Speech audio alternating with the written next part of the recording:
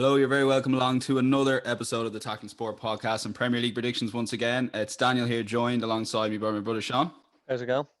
And we've got our returning champion after defeating James Moffat and ending 3 in a row, Manchester United fan Shane Sexton. Shane, well done. Cheers, Dan. Great to be back. Yeah, 7-6 victory. And we are very excited. One of our biggest name signings now joining the podcast and Premier League predictions. Fulham fan, Conor Daly. Conor, welcome to the show. Thanks very much, Dan. Yeah, you say I'm a big signing.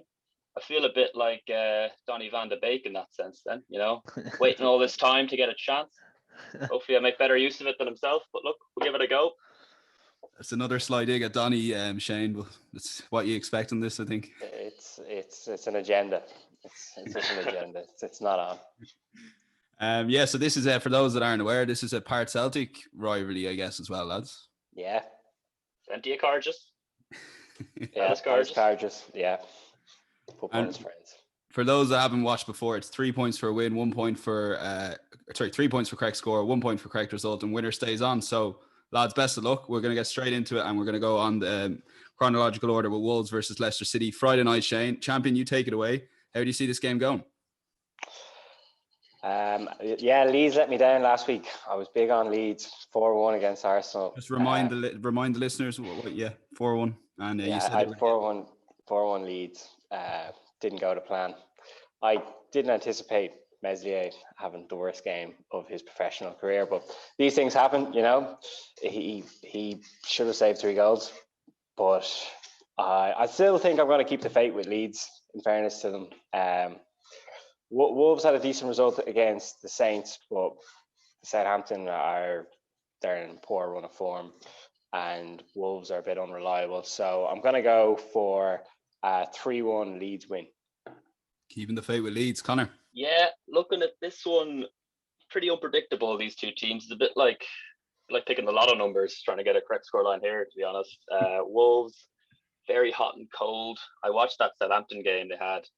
It was like two different teams. First half was as if they sent out the kids or something. They didn't want to know. Then I don't know what Nuno said at halftime, but they got going in the second half. So you just don't know which you're going to get. And then for Leeds, I mean, they'll probably score 4, they'll probably concede 4. It's hard to know. I think having Calvin Phillips fit again, I'm not sure his fitness. They were without him, I think, the last day. I think he provides just a little bit of method to Bielsa's madness. He sort of keeps things ticking over in midfield there, provides a bit of a platform going forward. As I say, it's a tough one. I think I'm gonna follow suit with the reigning champ here. I think 3-1 Leeds. Meslier can't possibly be as bad as last time. I hope not, because I've got him in fantasy draft. So we'll see. Yeah, some of the draft teams, myself and Shane are actually playing each other at the moment in drafts. It's they're tough. Yeah, it's tough to get a half decent team together. So I understand the mess there again in the goalkeeping in the Leeds defense. Sean, firstly, I'm not sure on Calvin Phillips' fitness. I'm not sure if you know or not, but Leeds, they're kind of going a lot better than you said at the start of the season, I guess. Would that be fair to say? Probably a tad. I know they're like kind of lost the weekend, but they've been doing pretty well.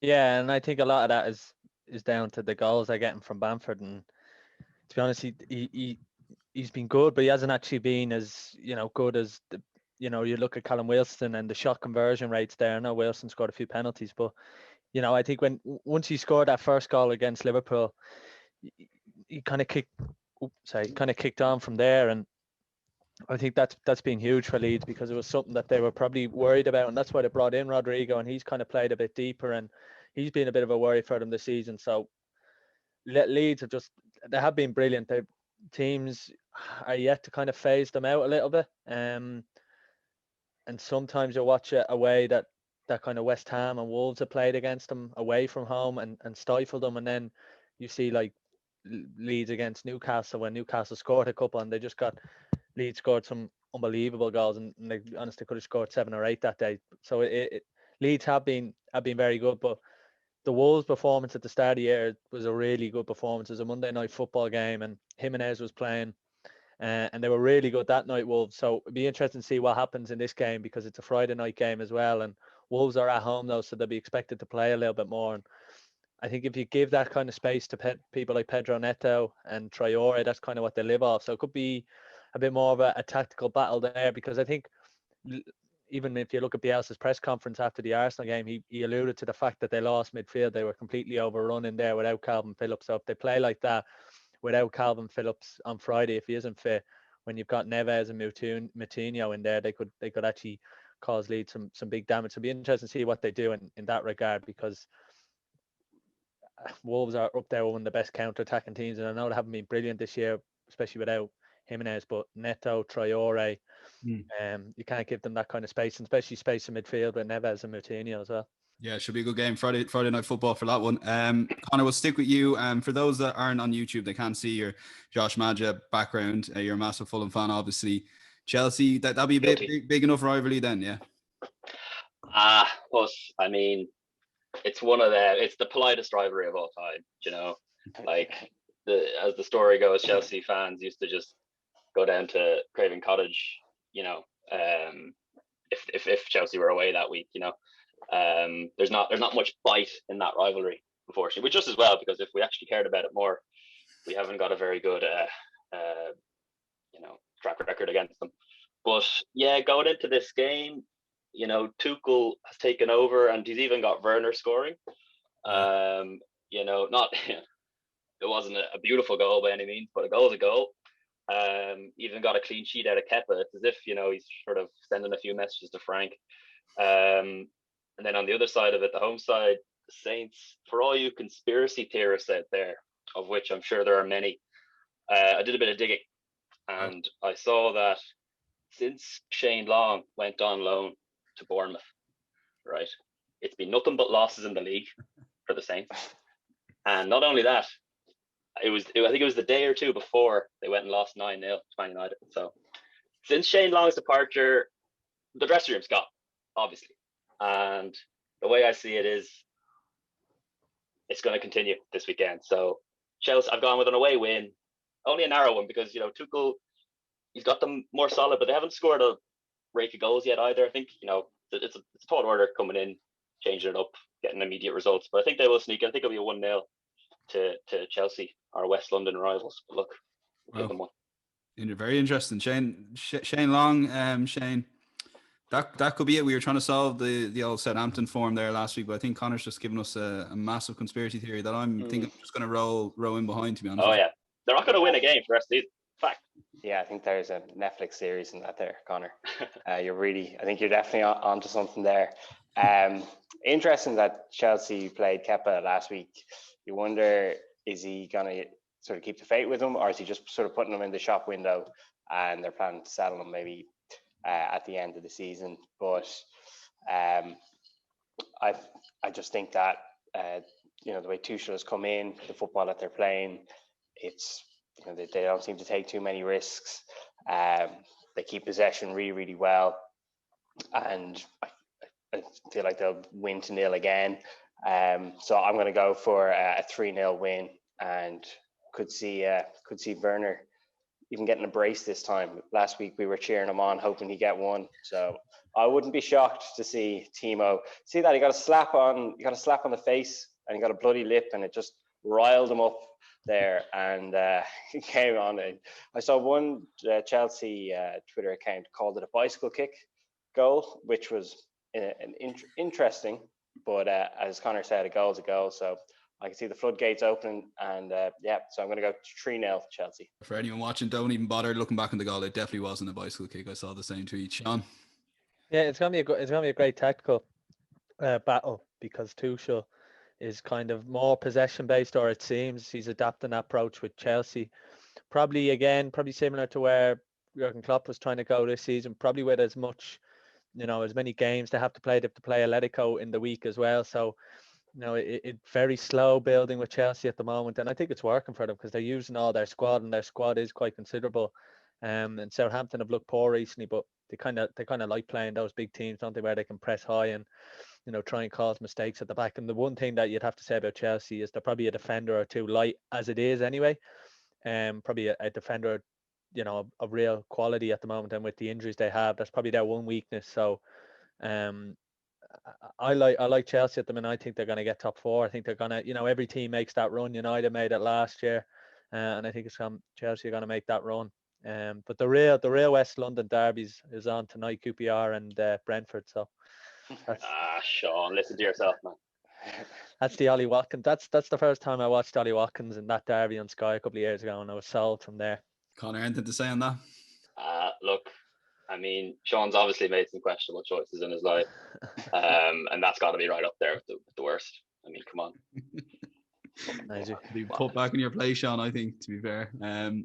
We'll move on to Burnley versus West Brom. Conor, we'll stick with you, I guess. Burnley, I suppose, were one of Fulham's rivals for relegation until they've gone on this incredible run. They were, yeah, and then they did what we couldn't do. They strung a few great results together.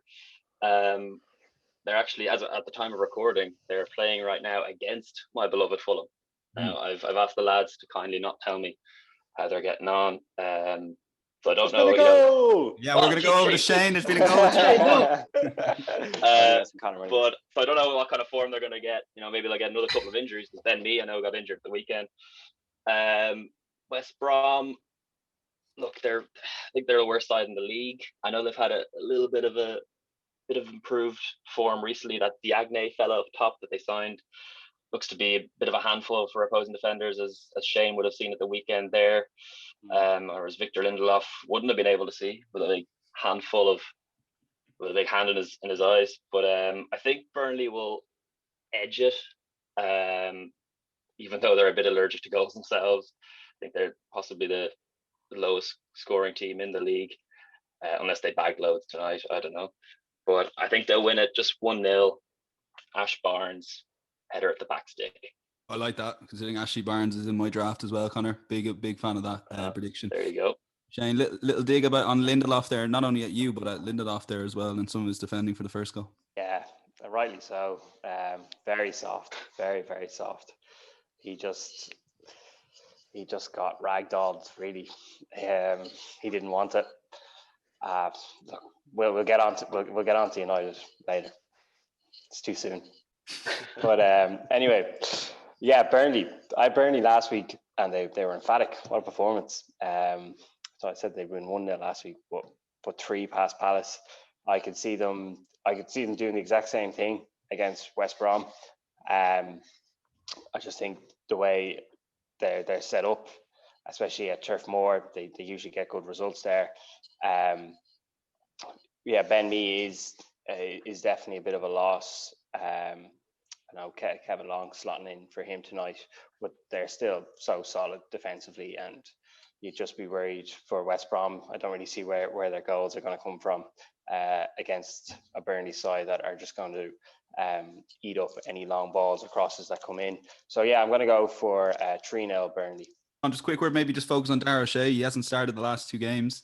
I think he started 6 of the first 7, or maybe it might even be 8 of Sam's. Anyway, a lot of Big Sam's first games, Premier League games, but didn't start the last 2.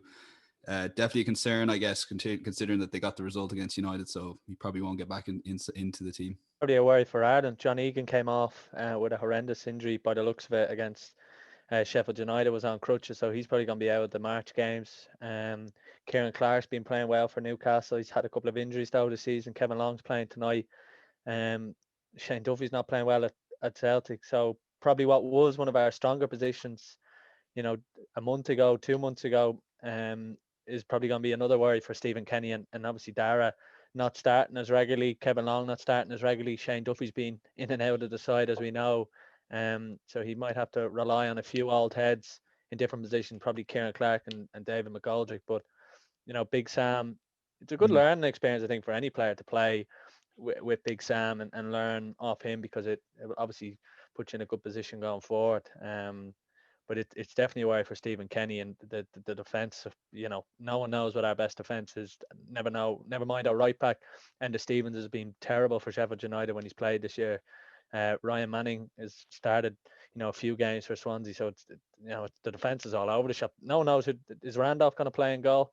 He's been injured, so So the back 5, you can argue no one's. It's just to say, if you said Dara had played 8 started 8 of Big Sam's first 9 games, but hasn't played the last 2, so that's a concern. All right, yeah, but yeah, like you said, the back 5, that's a worry. But look, we'll save the Ireland talk, I guess, for another show. We'll go straight to Merseyside derby. Shane, Liverpool at home to Everton. It should be the game. Not on this podcast now, but it could be. You could argue this is the game of the weekend. I guess Merseyside derby, but I suppose it might even be fourth on the list considering you got United, Fulham, and Arsenal in big games. But how do you see this game going? Yeah, I think I'd have to fancy Liverpool here. They, especially at home, they had a decent result there last night against Leipzig. I don't think Leipzig are up to much, but just to get back into winning ways, it is huge for Liverpool. Both sides, their goalkeepers have been struggling. Even watching Alisson last night with the ball at his feet, it's hard to think that this guy was one of the best goalkeepers last season. Just goes to show how big confidence is. And then you've got on the blue side whether they'll go with Olsen over Pickford again. Olsen, I think he's 6'6" or 6'5", but he doesn't seem to use his presence. I don't think you could really hang your coat on him. But yeah, I think Liverpool, they just have more quality with the likes of Salah and Mane, and they have a great record against Everton, and they'll be rightly up for this. Especially, I think Klopp said in his press conference that they were fourth on 40 points, and he compared Liverpool to Everton, with Everton being around them in the table, having a slight dig at them. So they'll be up for it. I reckon Liverpool to win 3-1. 3-1. Conor, what's your take on Liverpool this season? Yeah, similar to Shane, I echo what he said about both teams' goalkeepers. They all seem to love a clanger. Alisson can't get his feet sorted the last couple of games. We don't need to start talking about Pickford. But I'm not sure if he's fit. And then even if Austin comes in, I think he's Pickford starting tonight against City. I think that team's just been. Is he okay? Yeah. Well, as I say, it doesn't change much. Whoever they put in, it's not great. Shane, it might actually remind you of that keeper we used to have for Park Celtic. Do you remember him, the fella with the black hair? Oh yeah. So he fancied himself as a bit of a penalty specialist. Oh, he did. But, his distribution was questionable, to say the least. As I sometimes be on the right and you be on the left, and he'd call it to go to the right and end up being Conor Daly ball. Were we not doing code names, lads? No.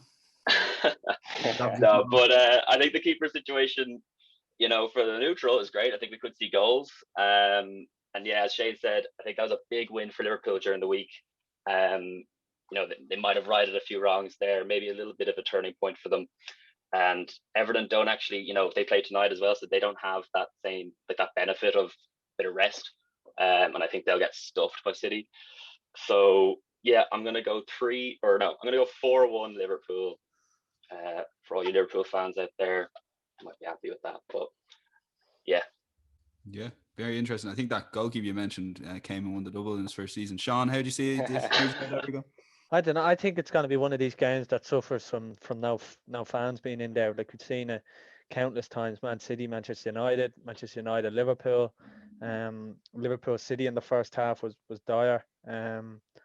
But I don't know, that there's something that it's just one of those games. It's hard to know. Everton are starting with 4 centre backs tonight, with Godfrey, Mina, Keane, and Holgate.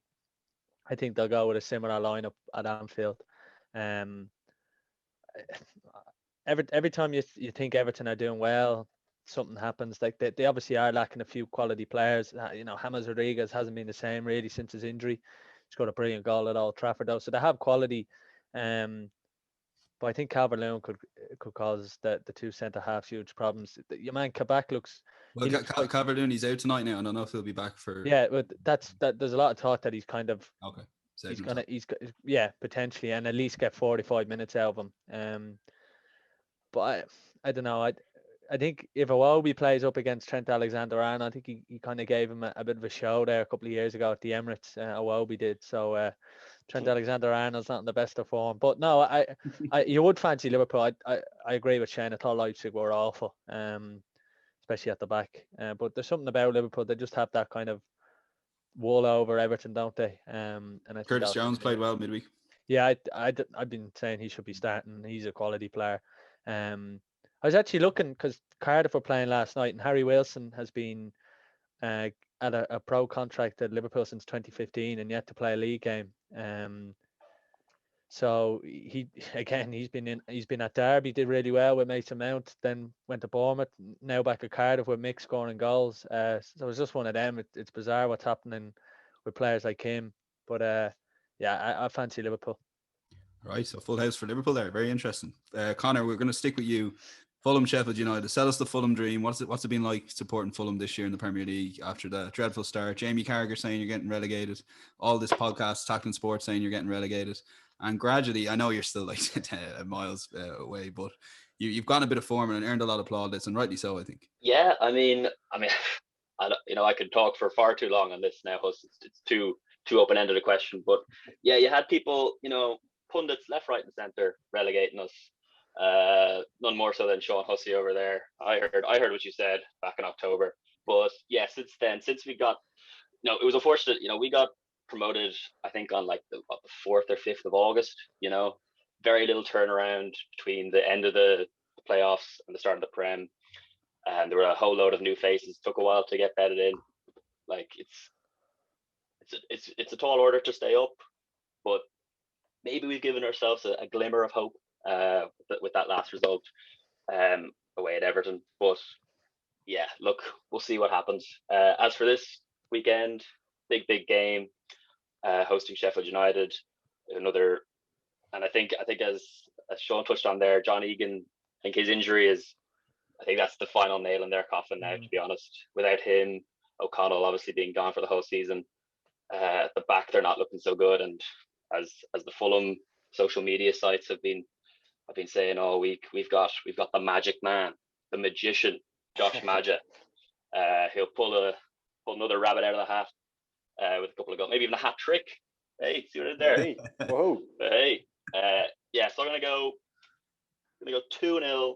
No, hat trick. What am I saying? 3-0 Fulham. Go on, come on, you whites. Josh Maja, Shane, you're a fan, obviously, from the Netflix documentary. Yeah, I was actually looking forward to watching Josh Maja on Match of the Day 2 there, because obviously I knew Conor was coming on the podcast, and we had it recorded, Conor, and I thought, I'll watch that Monday morning with my cup of tea and my Rice Krispies, and I sat down anyway, and I was like, right, we watched the Magic Man, and Daniel deleted it off the box. He watched it on Sunday night and just went rogue and decided to delete it, and I couldn't watch it, so I had to watch the Sky Sports highlights, which was fine, like 2 minutes, 3 minutes, but it wasn't the same. I didn't get didn't get the in-depth analysis that I was looking for. It's one of those new fancy boxes that just deletes things whenever it wants. It wasn't my fault, but anyway, it's fake news. It's not. Me and Dan, there's a lot of tension between us now. But look, I hate to burst Conor's bubble, but I think it's going to be a draw. I know. Chris Wilder. I'm just a big Chris Wilder fan. Sheffield United, I don't think they're going to stay up, but I think they're just going to, their professional outfit, they're going to give it their all, and it's going to be 1-1. Sorry, Conor. Sean, you're going to burst Conor's bubble, because this is, Sean, it has to be a must-win game. We spoke before about Scott Parker, and he spoke very well. I think after the Chelsea defeat, I've mentioned this already, that, he wants to target certain games. This is obviously the 3 points, non-negotiable, Sean.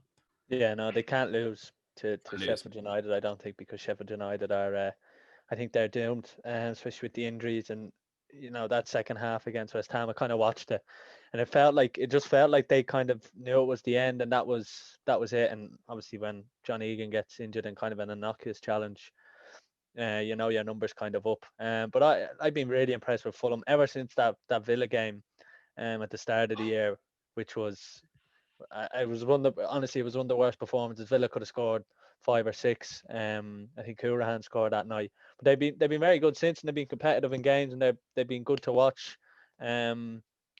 Yeah, I think they're gonna beat Sheffield United. I think they might struggle to score up until 60, 70 minutes, and then I think Sheffield United might tire them out. But I think if he can get this win, Scott Parker, and have those couple of wins that they've had recently, and all of a sudden you have that momentum and more people in the press are talking about Fulham staying up. I think they kind of need all that to go their way. Yeah, big game ahead, Conor. West Ham Spurs. We'll go to you, Shane, actually, for West Ham versus Spurs. Quick one on this, and we'll fly through the next couple so we can get a bit of time on United. How do you see this game go? West Ham. Yeah, West Ham are going to win. the anti-Spurs tackling sport agenda continues. Spurs are brutal. We went through their defence, their goalkeeper last week, and sure enough, they proved us all right. West Ham, really, really solid. Secret agent Jesse Lingard doing bits. Moisey boy, the Messiah, fulfilling his potential over in the London Stadium. So I see West Ham winning this one 2-1. Probably throw in a clanger there from Lloris as well. So 2-1. Jesse to get a goal, and Declan Rice pen. Wow, Connor. I'm gonna flip the script on this one. I think West Ham, they've been in great form of late. Great run of results, but to be honest, when I've got the chance to actually watch them live, I found myself wondering how have they got all these great results? Like the game against us a week or two ago, 0-0 draw, we should have battered them. They were terrible. I don't think we'll be seeing much of the Jay Lings at the weekend. I think I know by contrast, I know that Spurs have struggled of late. Jose seems intent on deploying tactics that are heavy on defense, where if you ask a lot of Spurs fans, they'll tell you their worst players are their defenders, so it doesn't quite add up. But I think Kane and Son will have enough. Like, all good things come to an end for the West Ham fans out there. So I think we're gonna go 2-0, Kane and Son to set each other up, and the Spurs will turn it around. Wow, Sean, quick word on this. Yeah, I go Tottenham to win. I think Europa League coming back, they're just going to get that winning feeling back, and I agree with Conor. West Ham. They deserve to be where they are, but they aren't. I'd be surprised if they're in the top 6 come the end of the year. Yeah, they have it. They're up there. But anyway, Villa Leicester. Conor, stick with you. How do you see this game going? I think this could be an exciting one. I like Villa. Well, I didn't like when they stuffed us at the cottage, as Sean mentioned earlier. I'd forgotten about that, so thanks for the PTSD there, Sean.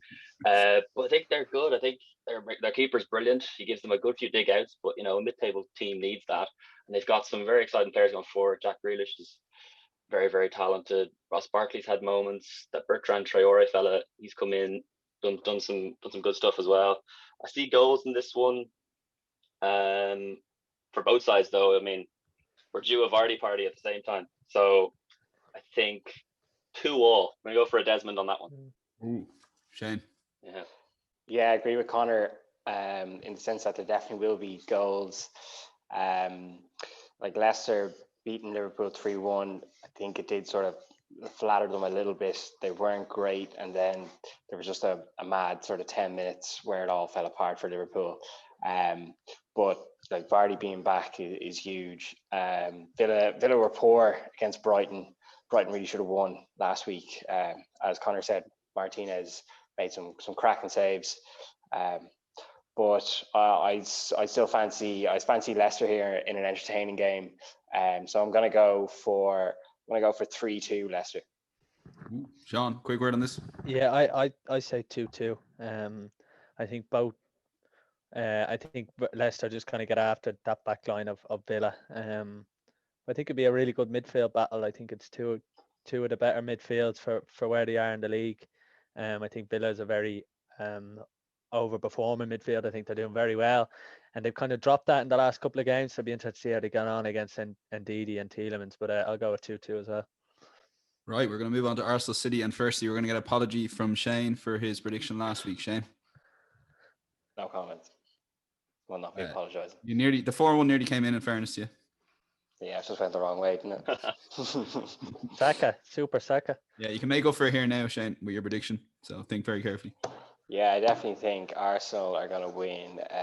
Don't worry about this. Yeah, look, City are just the best team in the league.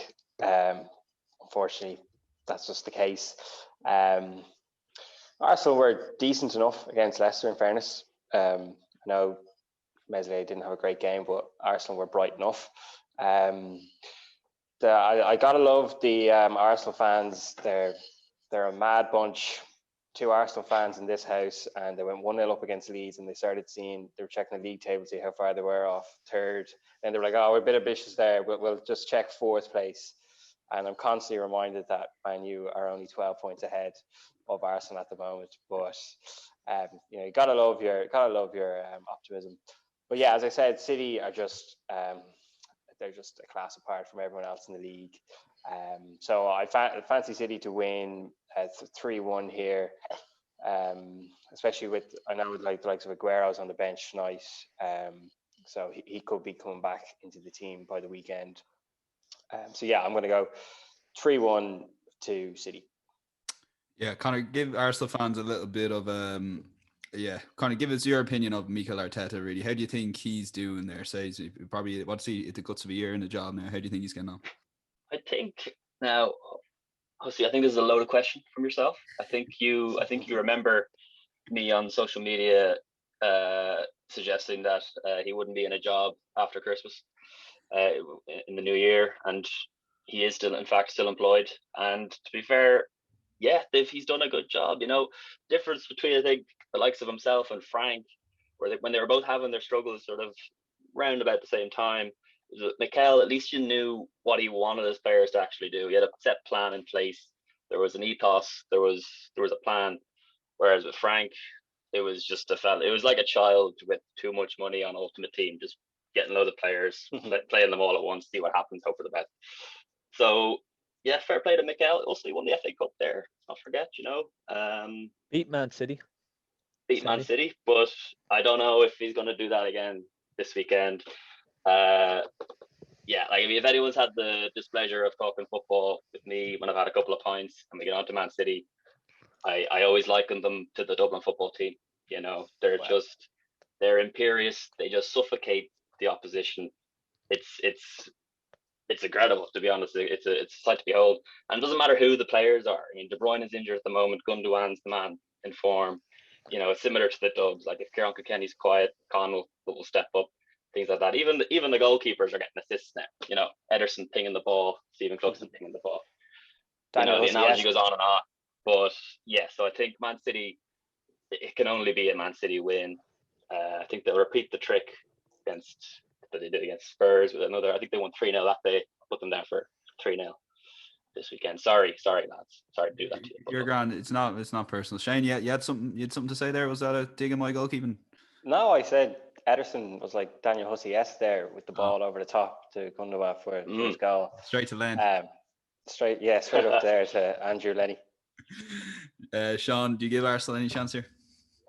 I think Arsenal will score first, and I think City will concede for the first time in a while.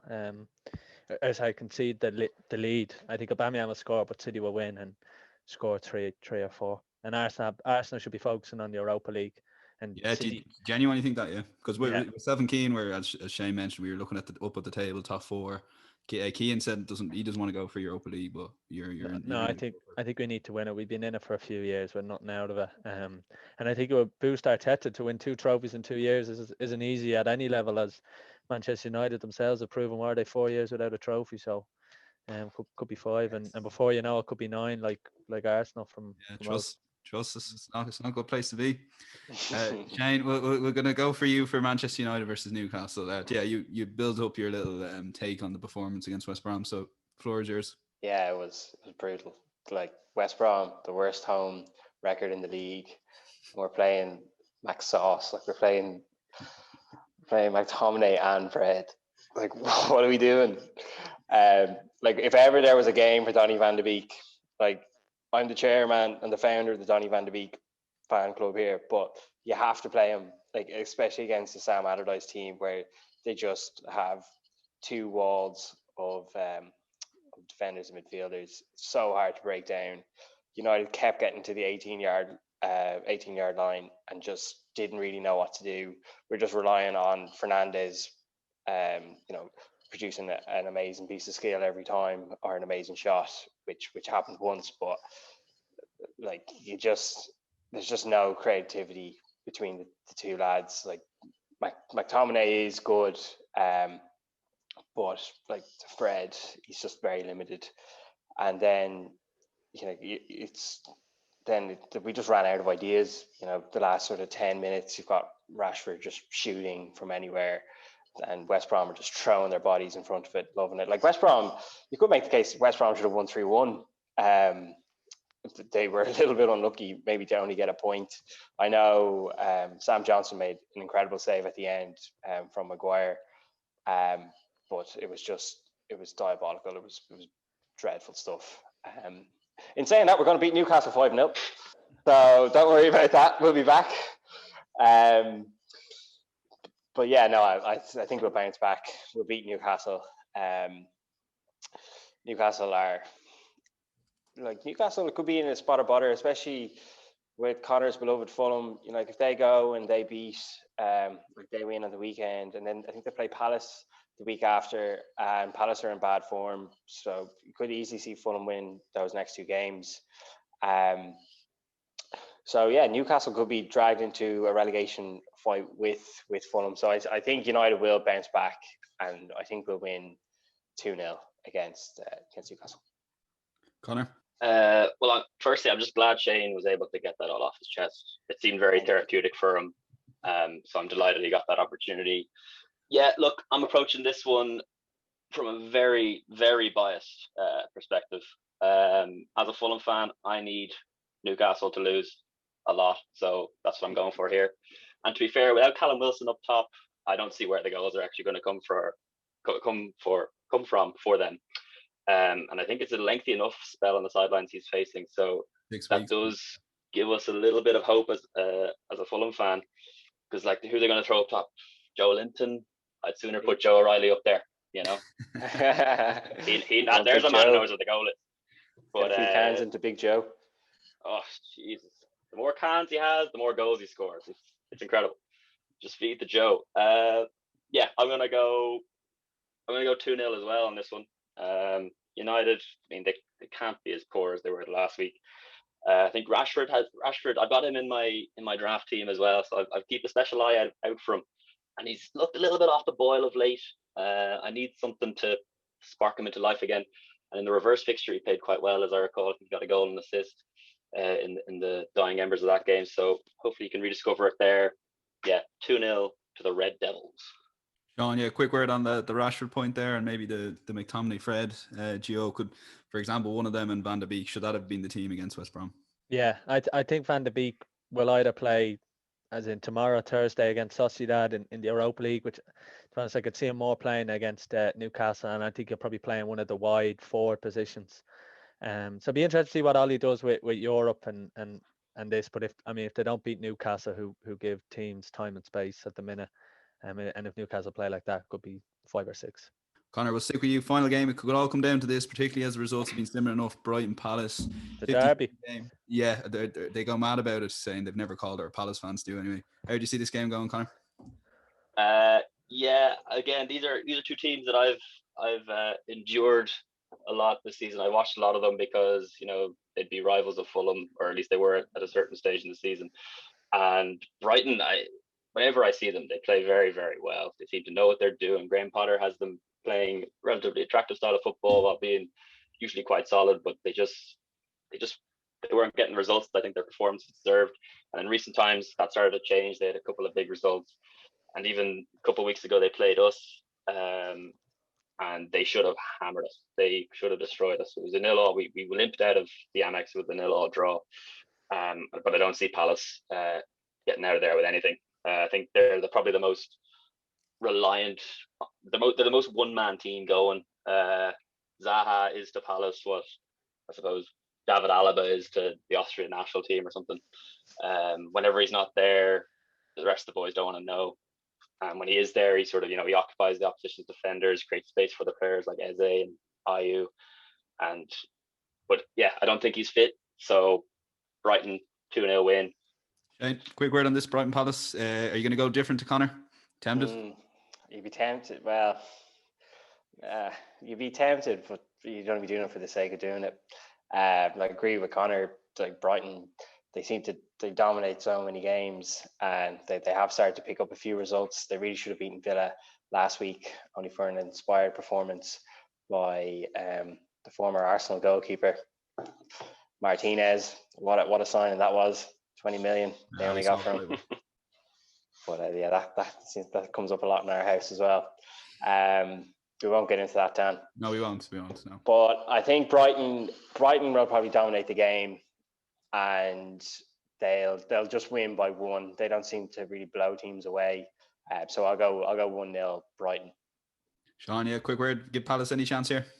They have to defend better. I mean, they were horrendous against Burnley there. To be honest, they were nearly embarrassing. And it was like the Liverpool game all over, except they gave Burnley players time and space in and around the box. And God, I mean, listening to some of their fans and just hearing stuff about, 13 players out of contract, what's going to happen in the summer. It's an interesting. Roy Hodgson out of contract, new manager come in. I think it's a bit of a basket case of a job for a manager. But it's one of them. I think Brighton are going to benefit from Palace not being able to defend, and Great is going to be busy in goal. Absolutely. Listen, for those that have come in late or whatever, we're going to post the predictions, the lads' predictions Saturday morning on the Instagram page, lads, and we'll give it a bit of build up this week. Connor, thanks a million for coming on firstly. Enjoyed that. Fulham staying up then. Is that your prediction for the season? Absolutely. Look at that. The Magic Man. We got the Magic Man. There was actually a 5-minute period. If anyone, I was just staring right at Josh Maja, like I can't believe we got him on. It's tough to take your eyes off him, but I'll tell you. Shane, thanks as always for coming on. United's top 4 then, I guess. Yeah, top 4. I think I said we'd finish second last week, but top 4. Better do the old pick a minute. Yes, that's something I keep. Yeah, just in case. Minute of the first goal, Shane. 4 Cavani. Connor. I'll go 8 the Magic Man. How can that be? Why not? Very good. Connor's predicted Fulham surviving, United top 4, and Sean says Arsenal will score the first goal against Manchester City. So we really look forward to that. Thanks, Mill, for listening to us at Tackling Sport on social media to keep up to date. And we're going to give this a right build up, lads, on social media this week. We really get the Peil WhatsApp group firing on all cylinders here. Subscribe to us on the bottom right if you're watching on YouTube. And all that's left to say is goodbye from myself and goodbye from the lads. See ya. All the best. Cheers, lads. Goodbye from Sean as well.